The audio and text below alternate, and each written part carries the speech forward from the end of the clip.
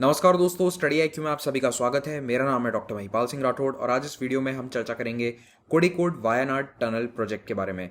केरल सरकार ने हाल ही में इस टनल प्रोजेक्ट को अनाउंस किया है, लेकिन इसको लेकर कई एनवायरमेंटल कंसर्न्स जताए जा रहे हैं सिविल सोसाइटी ग्रुप्स के द्वारा, इनफैक्ट इवन फॉरेस्ट डिपार्टमेंट के द्वारा। तो ये कंसर्न्स क्या है, यहाँ की इकोलॉजिकल इंपॉर्टेंस क्या है, इसको हम डिटेल में डिस्कस करेंगे और ये टनल प्रोजेक्ट की आवश्यकता क्यों है ये भी मैं आपको बताऊंगा इस वीडियो में। अगर आप मुझसे सोशल मीडिया पर जुड़ना चाहते हैं तो मुझे ट्विटर, फेसबुक या इंस्टाग्राम पर महिपाल राठौड़ हैंडल पर फॉलो कर सकते हैं और इसी नाम से मेरा टेलीग्राम चैनल भी है, यही यूज़र आईडी है टेलीग्राम चैनल का। तो आप इससे सर्च कीजिए और इस टेलीग्राम चैनल पर आपको वीडियो का पीडीएफ भी मिल जाएगा। कुछ ही दिन पहले केरल के मुख्यमंत्री पिनरई विजयन ने ये अनाउंस किया कि कोड़िकोड से वायनाड को कनेक्ट करने के लिए एक नई रोड बनाई जाएगी और उस रोड में एक नया टनल बनाया जाएगा। तो ये टनल काफ़ी महत्वपूर्ण है वायनाड के लिए, क्योंकि वायनाड एक बहुत ही इम्पॉर्टेंट टूरिस्ट डेस्टिनेशन है केरल के लिए।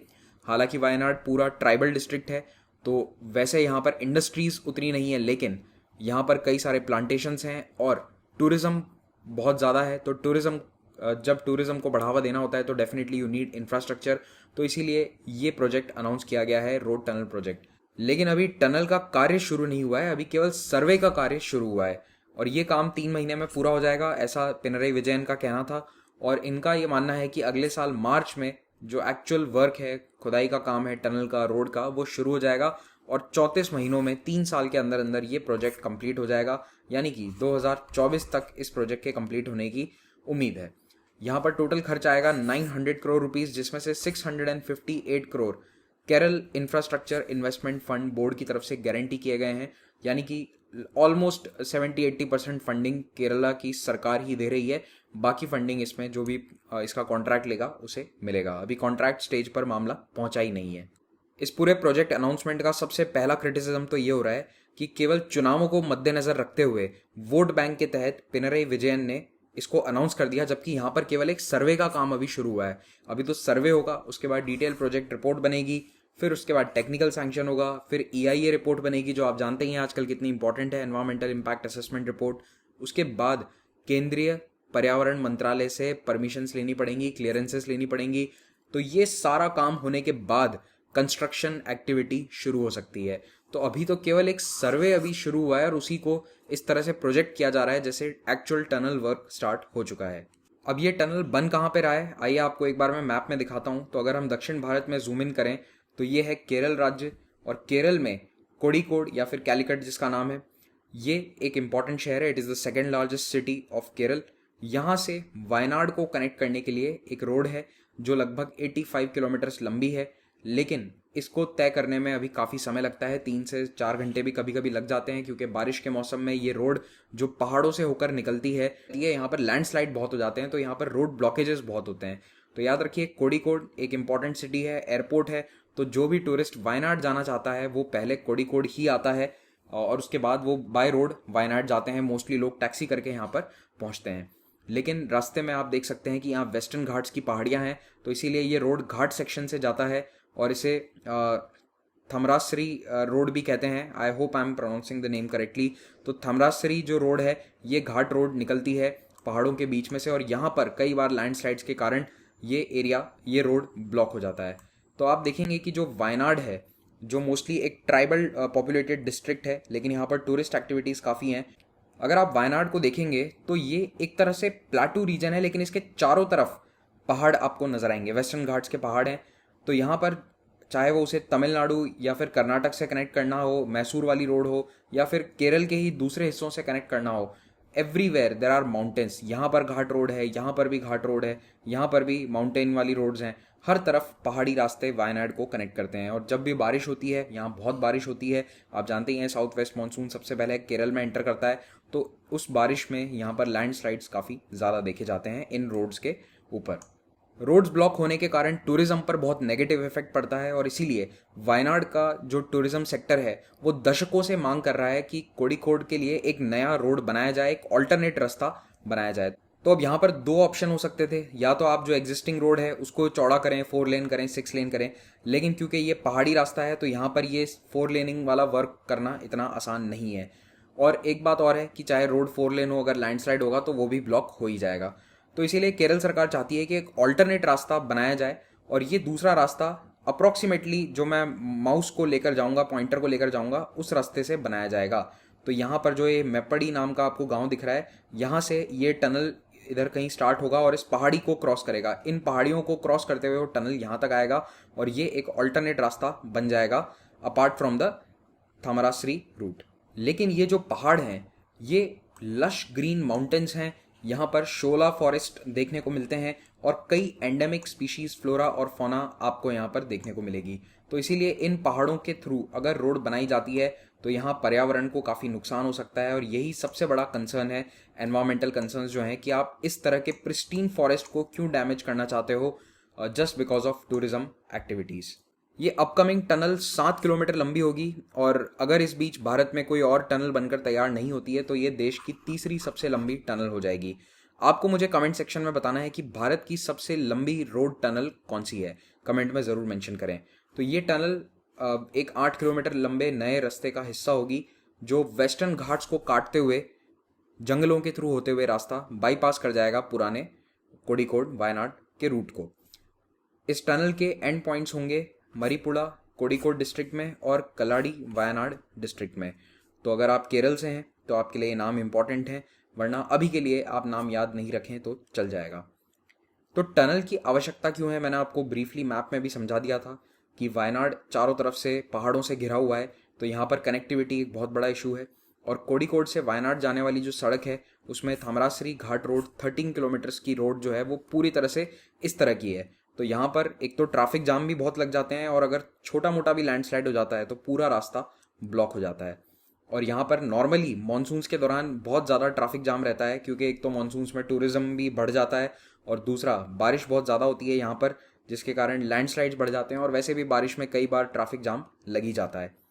अब आगे बढ़ने से पहले मैं आपको बताना चाहता हूँ कि स्टडी IQ के स्मार्ट कोर्सेज पर, स्पेशली UPSC कोर्स पर 5% एक्स्ट्रा डिस्काउंट मिल रहा है on the occasion of Navratri. तो आपको कूपन यूज़ करना है नवरात्रि 5 और आपको 5% एक्स्ट्रा डिस्काउंट मिल जाएगा on the study IQ app. तो जल्द से जल्द डाउनलोड करें ऐप को और उसमें UPSC स्मार्ट कोर्स को अवेल करें। कोड़िकोड वायनाड टनल के कंस्ट्रक्शन को लेकर कई तरह के कंसर्न्स हैं इकोलॉजी से संबंधित। तो यहाँ पर जो पारिस्थितिकी तंत्र है वो बहुत ही यूनिक है। पहली बात तो यहाँ पर जो माउंटेन्स हैं वो बहुत ही स्पेशल हैं। They are called camel hump mountains, क्योंकि वो पहाड़ दूर से देखने पर ऐसा लगता है जैसे कि ऊंट का वो हम्प बना रहे हो, इसीलिए उसको कैमल हम्प माउंटेन्स कहते हैं। और इस रेंज को, इसी माउंटेन रेंज को काट कर ये टनल बनाई जाएगी। और ये एरिया वेस्टर्न घाट्स में भी one of the most eco fragile region है। यहाँ की इकोलॉजी बहुत ही फ्रेजाइल है। इंसानों का इंटरवेंशन या इंसानी गतिविधियाँ यहाँ होते ही तुरंत चेंजेस देखने को मिलेंगे। इनफैक्ट जो केरल का फॉरेस्ट डिपार्टमेंट है उसने खुद ने ये बात कही है कि हमने अभी तक किसी भी सरकारी या प्राइवेट एजेंसी को सर्वे का अभी तक परमिशन नहीं दिया है, और ये जो पूरा एरिया है ये एक बहुत ही सेंसिटिव फॉरेस्ट जोन है जहाँ पर एवरग्रीन और semi evergreen 16 tracts of forests मौजूद हैं। अगर मैं आपको फोटोग्राफ दिखाऊं तो इस तरह के जंगल हैं जिनके थ्रू ये टनल बनाई जाएगी। ये दृश्य वायनाड का है जहाँ पर मौसम इस तरह का रहता है। बारिश के समय में खास करके आपको बादल नज़र आएंगे पहाड़ों के बीच में। तो कभी दक्षिण भारत या केरल जाने का मौका मिले तो वायनाड ज़रूर जाइएगा।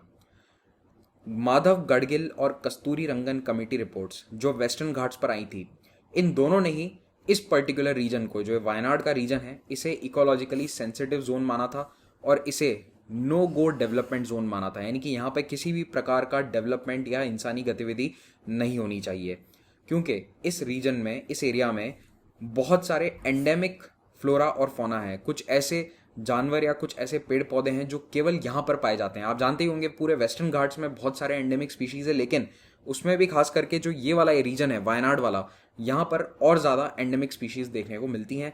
और यहाँ पर जो शोला फॉरेस्ट हैं वो भी बहुत सारी बर्ड स्पीशीज़ भी दिखाते हैं, जिनमें से एक बर्ड का नाम आपको याद होना चाहिए, बानासुरा लाफिंग थ्रश या बानासुरा चिलप्पन इसे कहा जाता है।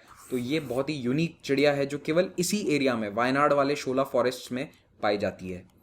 इसके अलावा ये वाला जंगल एक एलिफेंट कॉरिडोर भी है जो वायनाड और नीलगिरी हिल्स को कनेक्ट करता है। और अगर टनल कंस्ट्रक्शन या फिर रोड कंस्ट्रक्शन यहाँ शुरू होता है तो डेफिनेटली एलिफेंट कॉरिडोर्स पर अफेक्ट आएगा। वायनाड वाले रीजन से दो इंपॉर्टेंट नदियाँ भी निकलती है जो कर्नाटका के लिए इंपॉर्टेंट हैं, चलियार और काबिनी रिवर। आई होप आपने काबिनी रिवर, काबिनी रिजर्वायर का नाम सुना होगा। तो ये कावेरी की ट्रिब्यूटरी है, ठीक है, अल्टीमेटली कावेरी में जाके मिल जाती है। तो ये इन्हीं पहाड़ों से शुरू होती है और अगर कोई कंस्ट्रक्शन एक्टिविटी इन नदियों के साथ कोई बदलाव करता है इनकी वाटर क्वालिटी में, तो डाउन स्ट्रीम प्रॉब्लम्स आ सकती हैं, क्योंकि काबिनी जो रिवर है उसके आसपास तो बहुत सारी इंपॉर्टेंट वाइल्ड लाइफ सेंचुरीज भी देखने को मिलती हैं। आखिर में टनल कंस्ट्रक्शन के दौरान भी एक बहुत बड़ी चिंता है और वो है लैंडस्लाइड की। ये पूरा एरिया लैंडस्लाइड प्रोन है और इस तरह की लैंडस्लाइड्स काफ़ी कॉमन है। इनफैक्ट वायनाड के पास में जब पिछले साल सड़क कंस्ट्रक्शन को किया जा रहा था, रोड्स को वाइडन किया जा रहा था, तो वहाँ पर भी लैंडस्लाइड्स देखने को मिले थे। और 2019 में अगस्त के महीने में इसी एरिया में जहाँ पर ये टनल बनने वाला है उसके पास में ही एक गांव है जिसका नाम है पुथुमला, शायद आप भूल गए होंगे, लेकिन यहाँ पर एक बहुत बड़ा लैंडस्लाइड हुआ था जिसमें 17 प्लांटेशन वर्कर्स मारे गए थे। 17 लोगों की यहाँ पर मृत्यु हुई थी 8 अगस्त 2019 को। और ये जगह जहाँ टनल बन रही है, बनना प्रपोज्ड है टनल, उससे ज़्यादा दूर नहीं है, कुछ ही किलोमीटर की दूरी पर स्थित है। तो ये जो पूरा एरिया है ये बहुत ज़्यादा लैंडस्लाइड प्रोन रीजन है और यहाँ पर केवल टनल ही नहीं बनेगी बल्कि 7 किलोमीटर लंबी टनल में कई सारे एग्जिट पॉइंट्स होंगे, इमरजेंसी एग्जिट पॉइंट्स होंगे, एयर वेंटिलेशन वेल्स होंगे। तो उसके कारण ऐसा नहीं है कि केवल नीचे टनल बना दिया और जंगल के ऊपर कोई असर नहीं आ रहा है। डेफिनेटली जगह जगह पर ये वेंटिलेशन वेंट्स या फिर इमरजेंसी एग्जिट के कारण जंगल को नुकसान होने की पूरी संभावना है। अब फाइनली बात करते हैं एनवायरमेंटल क्लियरेंस की। ये एक ब्यूरोक्रेटिक हर्डल है जो केरल सरकार के सामने आने वाला है। केरल की सरकार ये कह रही है या फिर वहाँ के मुख्यमंत्री ये कह रहे हैं कि टनल तो जंगल के नीचे चल निकलेगी तो उसके कारण जंगल पे क्या असर आएगा, लेकिन मैंने आपको बताया कि वेंटिलेशन डक्ट्स होती हैं, उसके अलावा इमरजेंसी एग्जिट्स हैं, उसके कारण टनल सरफेस को भी अफेक्ट करती है। दूसरी बात यह है कि आप टनल कंस्ट्रक्शन ये कहकर नहीं कर सकते कि हम तो जंगल को छेड़ ही नहीं रहे हैं, क्योंकि 2018 में केंद्रीय एनवायरमेंट मिनिस्ट्री ने अपनी गाइडलाइंस को रिवाइज किया था एनवायरमेंट इम्पैक्ट असेसमेंट के लिए। और उसमें उन्होंने ये कहा था कि अगर नॉन फॉरेस्ट पर्पस के लिए कोई भी काम हो रहा है जिसमें रोड कंस्ट्रक्शन भी शामिल है, तो उसमें अगर टनल बनती है तो उस पर फॉरेस्ट एक्ट अप्लाई होगा। और न केवल सरफेस सतह पर रोड बनती है तो अप्लाई होगा, बल्कि अंडरग्राउंड रोड भी बनती है जंगल के नीचे तो भी उस पर यह कानून लागू होगा। तो उसे हर तरह की एनवायरमेंटल क्लियरेंस की आवश्यकता है। तो जस्ट लाइक सरफेस रोड, जैसा जंगल के थ्रू रोड बनाने के लिए परमिशन चाहिए, वैसे ही अंडरग्राउंड रोड बनाने के लिए भी परमिशन चाहिएगी। तो अगर टनल प्रोजेक्ट है तो उसको ट्रीट किया जाएगा एज एन अंडरग्राउंड माइन, तो एक भूमिगत खदान की तरह उसको माना जाएगा, क्योंकि ऑब्वियसली वहाँ से बहुत सारा कंस्ट्रक्शन वेस्ट मटेरियल निकलेगा, वो कहाँ डंप किया जाएगा ये सब एक अलग प्रॉब्लम है। तो उसे एक अंडरग्राउंड माइनिंग ऑपरेशन की तरह ट्रीट किया जाएगा और उसी तरह का इसको इम्पैक्ट असेसमेंट बनवाना पड़ेगा।